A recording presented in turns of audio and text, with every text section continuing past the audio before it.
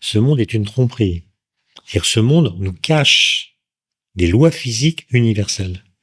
Parce qu'il est tellement spécial, ce monde, par rapport au reste de l'univers, qu'on croit qu'il contient les lois qui expliquent les phénomènes qu'on observe.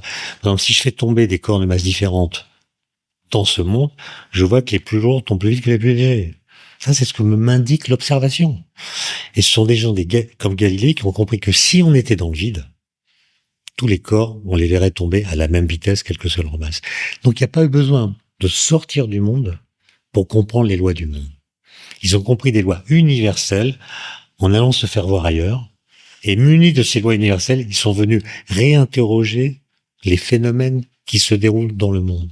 C'est pour ça que toutes les lois physiques qu'on apprend à l'école, et c'est encore pire avec la physique quantique ou la relativité, c'est des lois qui semblent absurdes tellement elles contredisent l'observation. Par exemple, le principe de relativité de Galilée, il dit « le mouvement est comme rien ».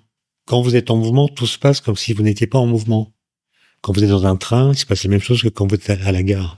Si vous laissez tomber un objet, il tombe à vos pieds, comme si vous étiez à la gare. Mais si le mouvement est comme rien, pourquoi on paye ses billets de train? Voilà, c'est des lois bizarres quand même. Et il y a la question maintenant, est-ce que en sortant du monde, physiquement, avec nos corps, on va mieux comprendre l'univers? Alors c'est possible. Pour Mars, il y a quand même des grands débats. Est-ce qu'on envoie des humains ou des robots? En gros. Et moi, je suis persuadé que sans doute on peut aller sur Mars. Mais dans quel état ils vont revenir, les gars? 6 mois de voyage, dans une capsule, ils vont se taper une éruption solaire, du rayonnement cosmique.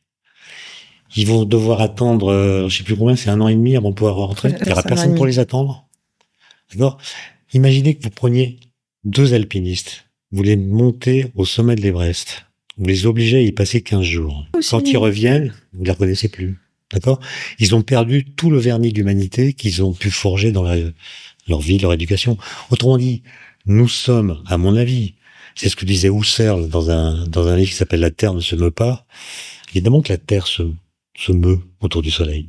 Mais par rapport à nous, qui sommes des êtres géocentrés, elle ne se meut pas. C'est-à-dire que on peut évidemment aller sur Mars, sans doute, mais on sera plus des humains. C'est-à-dire qu'on est des terriens avant d'être des humains.